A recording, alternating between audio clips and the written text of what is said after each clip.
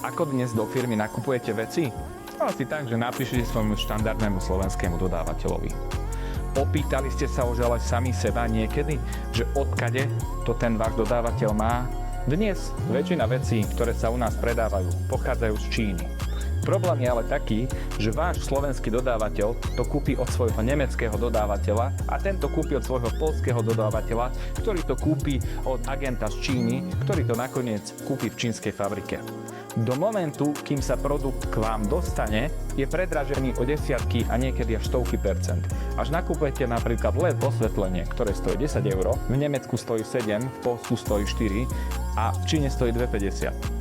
To je ten maržový rozdiel, ktorý vy môžete získať tak, že cez Prognesta Sourcing vám nájdeme priamo kontakt na výrobcu, priamo vám donesieme a prinesieme na Slovensko vzorky, ktoré si pozriete, otestujete a keď sú v poriadku, tak objednáme celé zásoby, ktoré potrebujete.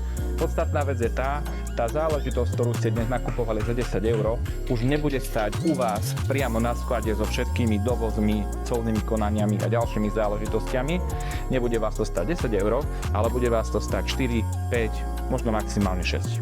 A pre vás je to obrovská cenová výhoda a buď viete byť lacnejší na predaji, alebo dokážete o toľko viac použiť do marketingu, aby ste lepšie predávali.